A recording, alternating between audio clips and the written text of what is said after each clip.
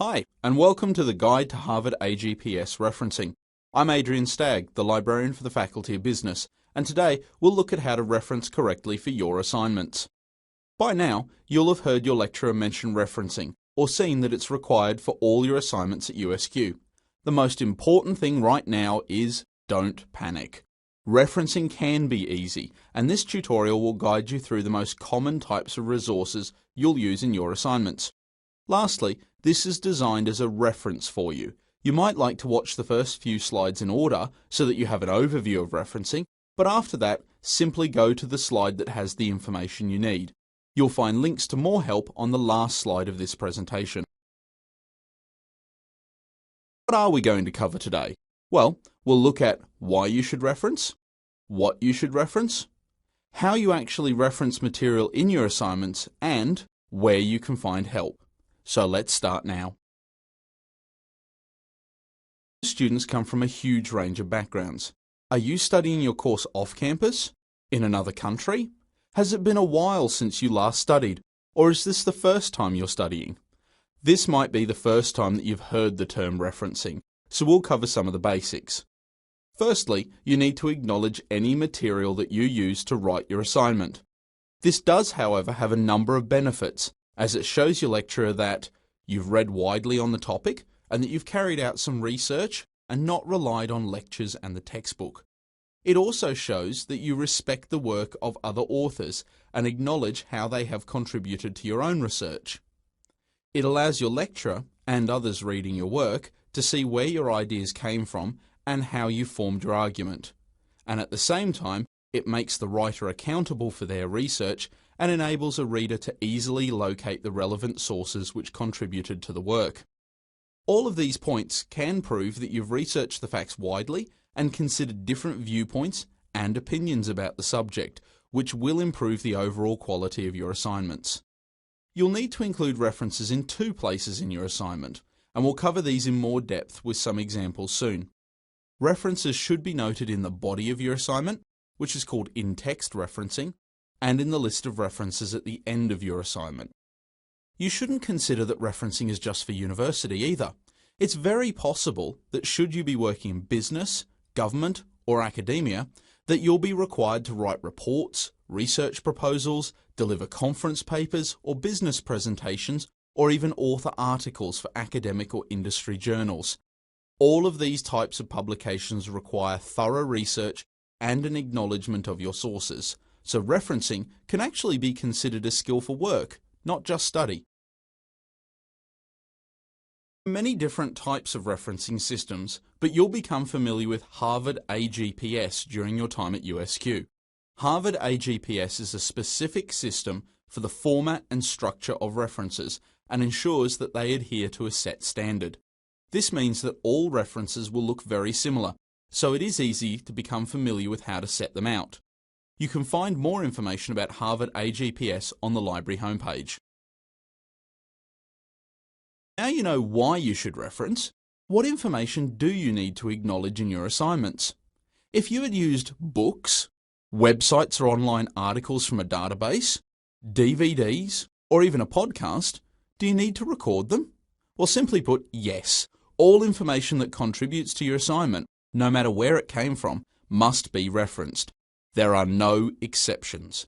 Failure to cite a source is called plagiarism, and it can lose you marks, could cause you to automatically fail your course, or, if the charge is serious enough, cause you to be expelled from the university. It doesn't matter whether you are using an author's ideas in your own words, or if you are using the author's words directly. Let's look at that in some more detail now.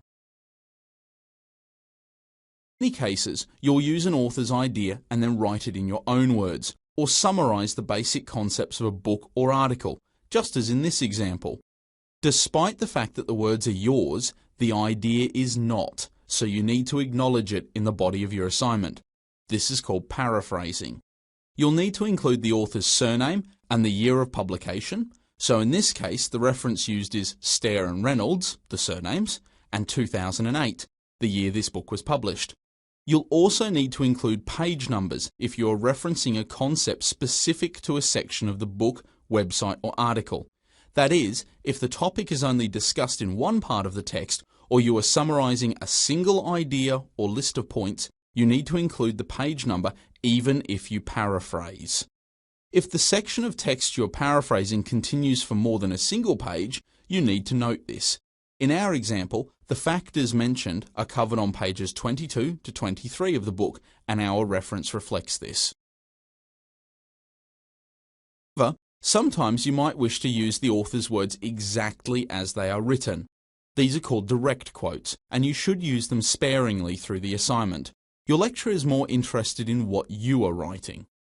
Just like the example of paraphrasing, you'll need the author's surname and the year of publication, but you will always need to include the page number where the quote appears.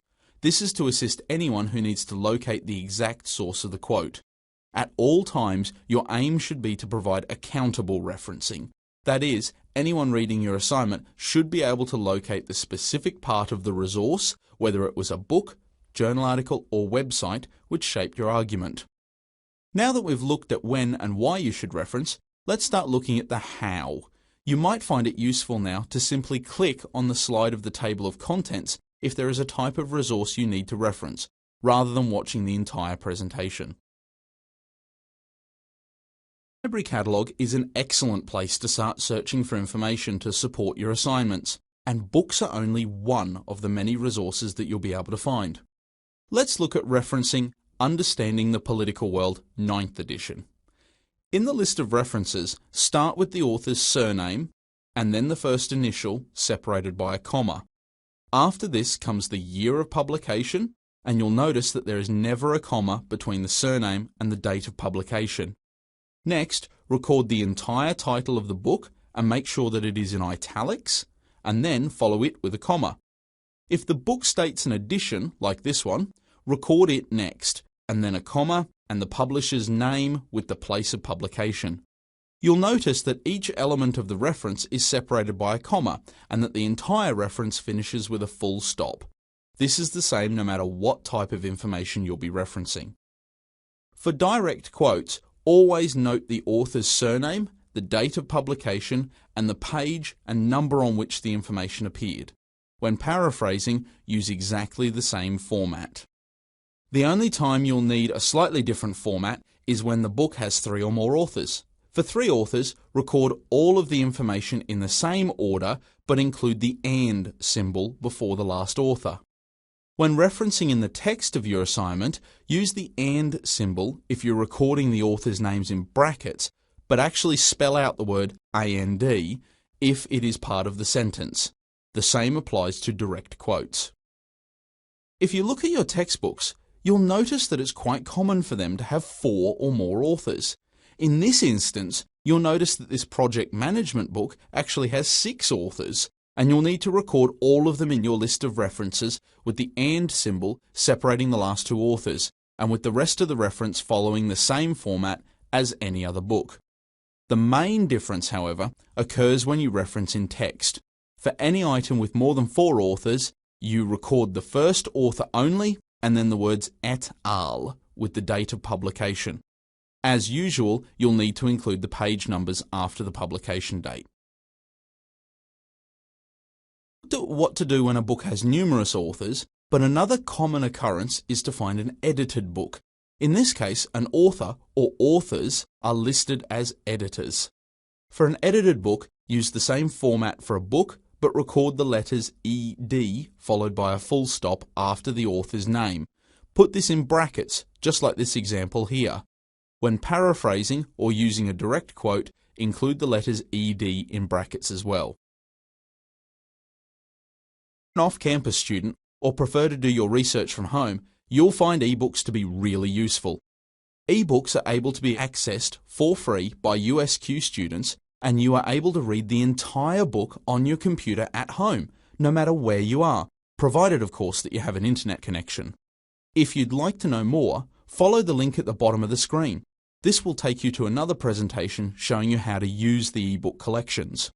Just like a printed book, you need to reference ebooks. Use the same format, recording the author's name, the year of publication, the title in italics, the publisher, and the place of publication. Then, you'll need to use what's called a retrieval statement, which is required for all online information. Record the day, month, and year on which you access the ebook, and then include the website address after this. You'll find it easiest to cut and paste the address directly from your internet browser rather than retyping it. This allows anyone reading your assignment to locate the ebook directly if they need to check any facts, or if they're simply interested in reading the book for their own interests. Another very common question that you'll have is how to reference an author that has been cited by another author. Does this sound confusing? Well, think of it like this. The author Kilbourne writes an article in the journal Management Today. Later, when Dwyer writes the book Communication in Business, she refers to this article.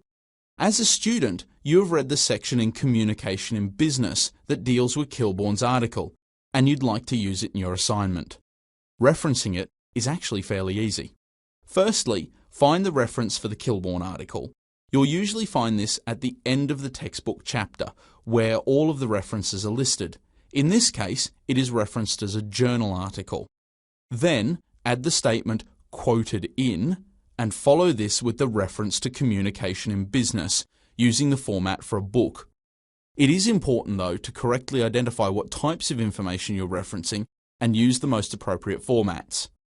In the body of your assignment, just include the first author's name, the statement cited in, and then the author's name and date of publication for the actual source you are using. Cite the page number for both paraphrasing and direct quotes from secondary sources. You all know that there is plenty of information available via the internet, and most of us would have used Google or a similar search engine to find information. You might find corporate or government reports, statistical information, or company information that would be useful to your assignment. At this point, I'd like you to consider whether you've always found exactly the sorts of information you wanted. Have you ever spent a really long time looking for information on the internet but not found anything? You might like to look at another presentation, Searching the Internet Effectively, which will give you some tips and advice that will save you time and improve your search techniques. You could bookmark this link and then return to it later.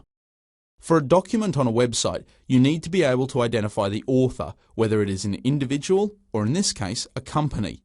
If you cannot locate a clear author for the document or site, perhaps you should be considering whether the information is trustworthy, and if you should be considering other sources instead. The next element is the date of publication, which should be listed on the page too. Next, record the title in italics and then your retrieval statement. This shows when you access the document or the website. Record it by stating viewed, followed by the date, month, and year, and then record the exact website address for the document. Anyone using the address you record should be taken directly to the document, not just to the site's homepage. Often you'll find graphs, charts, and other images to be useful to your research. Graphs and charts covering market information, financial statistics, or economic trends can all have a place in your assessment. In many cases, you'll have found the information online, but the same principles apply if you're reproducing a table from a book or a print journal. In this case, I've used a graph displaying information about consumer confidence. Above the graph, label it using the word figure and then list a number. As this is the first graph I'm using, it's obviously labelled number 1. Then I've given the graph a name, which can be found on the original. If I was using an image that didn't have a name, such as a photograph or another picture, I'd need to make a name for it. So if I was using the Nike logo, my title would be Figure 1 Nike logo. Following this should be a reference using exactly the same format for a direct quote. I am, after all, using the information exactly as it appears in the source. This is made of the author's name, the year of publication, and the page number of the online document on which it was found. In my list of references, I record the website document that contained the graph. You might like to review the slide on referencing documents from a website as well if you need to do this. Now, you will have heard of journal articles and will know that via the library you have access to thousands of journals, both online and in print. Sometimes it's not possible to find all the articles you need online, and in those cases you'll need the print collection. Let's use this sport and tourism article as our example. We've found it on the shelf, used it in our assignment, and now, of course, we have to acknowledge it. In the list of references, record the names of the authors, the year of publication, and then the entire article title in single inverted commas. Then record the journal title, followed by the volume and issue numbers with the page numbers of the article. Just as in this example, the information you need for your reference will usually be on the first page of the article. Make sure that you can, however, correctly identify the difference between the article title and the journal title. When referencing this article in text, you follow exactly the same format as for a book. More often though, you'll use one of the many databases to locate journal articles. Have you used these before? If not, this might be the time to bookmark the last presentation I'll mention today, which is on using the databases, and will guide you in making the most effective use of these resources. In short, the databases allow you to search thousands of journals at the same time, and in most cases, access the full text of articles from any computer with an internet connection, so they are very useful for all students. Let's look at an article from the Harvard Business Review, which was found via the database Business Source Premier. It follows the same format as the print journal, with the authors appearing first, then the date of publication, then the article title in single inverted commas. The journal title in italics is next, with the volume, issue, and page numbers. As with all online sources, the retrieval statement comes next, recording the day, month, and year that you viewed it, and then the database name. To finish, add the accession number of the article, if it is provided. All of these details will be available in the article record. Often, an article will be available in different formats, such as PDF or HTML. When you are able to, choose PDF, as this format will provide you with page numbers that can be easily located and added to your reference. By doing so, you make it much easier for the reader to locate the exact page of the article which shaped your thoughts. Now, you can save yourself a lot of time and frustration by taking down the referencing details of online resources at the time you use them. Remember that websites in particular can be removed from the internet with no warning, so there is no guarantee that the information will still be there for you later. As well as journals, you might use newspapers to keep informed about current trends for your coursework. For this example, we'll use the article "Parties Still Bicker in Blended Family," which appeared in the Courier Mail on the 29th of July 2008. This article has a clear author, which makes referencing much easier. When paraphrasing or using direct quotes, use the author's name and the year of publication and add the page number or numbers. If this article didn't have an author, record the newspaper title in italics with the exact date with the page number used for both direct quotes and paraphrasing. If the article does not have an author, it does not appear in the list of references, as you have given all the referencing information in the body of your assignment. If this article had been found online, it's referenced the same way as an online journal article. Record the author, year of publication, the article title in single inverted commas, the newspaper title in italics, the exact date and the page number of the article, and then simply add the retrieval statement, the name of the database, and the item number if it is provided. Newspapers presented at conferences will be available online, and it's very likely that you'll find these when searching for assignment information. When adding a conference paper to your list of references, begin, as always, with the author's name or names, the date of publication, with the conference paper in italics and single inverted commas. List the complete title of the conference and the location. For an online conference paper, just include the retrieval statement and the exact website address of the paper. Referencing a conference paper in text is done in exactly the same manner as a book. Sometimes you'll find a DVD in the library collection or even your own collection that will be useful for assignment work, and you should reference these as well.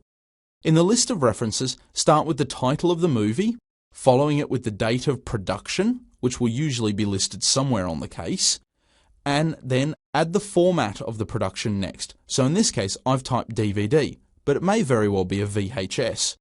Find the studio responsible for producing the film and record this next, and then the place of production. In text, refer to the source by the film title and the date of production. You aren't required to provide any more information for direct quotes from motion pictures. Ever listened to a podcast before?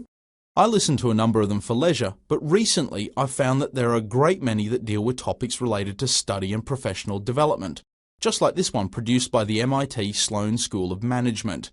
There is plenty of useful information that could be used for assignment work. Just as in the example of the motion picture, start with the title and the date of recording, followed by the word podcast to denote its format. Note the producing organization or publisher, and then the place of production. As you'll find most podcasts online, you'll need a retrieval statement, which starts with the word accessed and then lists the day, month, and year of access. Lastly, record the exact website address for the recording so anyone who would like to refer to the podcast would be able to access it directly. When referring to the podcast in your assignment, use its title and date of production. As you can see, it's possible to find information in such a diverse range of formats. You might not have considered using all of the resources I've mentioned today, but now you should be able to reference them with confidence. However, once you've written all of your references, you'll need to present them in a list at the end of your assignment. In this example, I've used quite a few different types of information.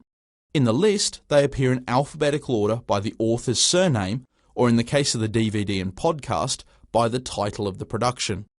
You might like to pause the presentation now and look over the list, seeing how each reference is constructed and then added to the list. There are 2 points I'd like you to remember from today's presentation, and they are: if you use information in your assignment, make sure that you reference it. And when using online information, always take down all the referencing information at the same time as you use it. Let's finish off for today by finding some other places where you'll be able to locate assistance. USQ Library maintains the guide for Harvard AGPS, and you can locate and print the full guide, which has an exhaustive list of the types of resources you might use for your assignments. It's updated regularly, with new examples being added for students to use. Alternatively, I've produced a printer-friendly PDF document that accompanies this presentation and uses the examples we've looked at today. You'll also find that it refers to the individual slide in this tutorial in case you need any more information. It's been designed as a quick guide that you can print out and keep with your study materials. So, by now, you should realize why and what you need to reference and have an understanding of how to reference most of the information you'll find. You'll also have some links to other presentations that will help you with other aspects of your study. So good luck with your study at USQ, and remember that help is always available. All you have to do is ask.